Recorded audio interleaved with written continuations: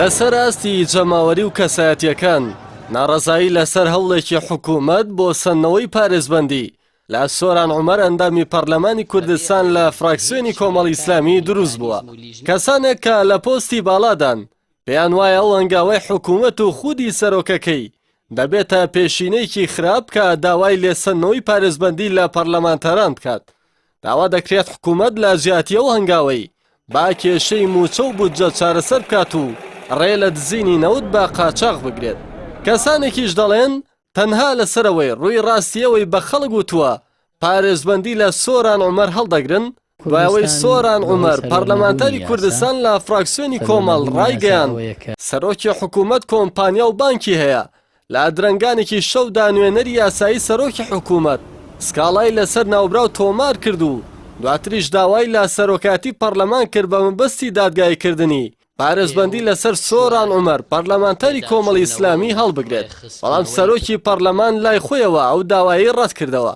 تا ئێستاش ڕوون نییە لە کۆبوونەوەی داهاتووی پەرلەمانی کوردستان کە ڕۆژی چوارشەممەی ئەم هەفتەیە بەڕێوە دەچێت پەرلەمان ئەو هەنگاوە هەڵدەگرێت یاخودنا.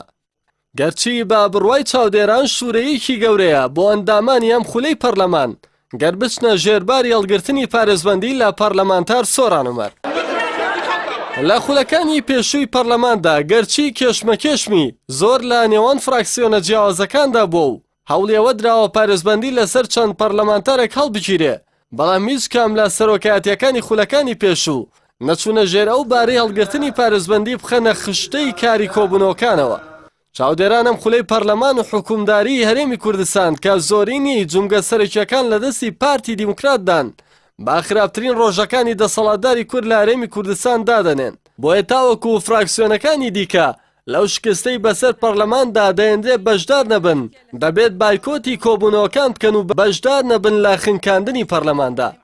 هەموو حکوومەت ئەم 4 ساڵە دەنگۆی هەڵگرتنی پارێزبەندی لە سەر پەرلەمانتار سۆران عومەر هاوکاتە لەگەڵ دەیەمین ساڵ ڕۆژی تیرۆرکردنی ڕۆژنامەنووس سەردەش عوسمان.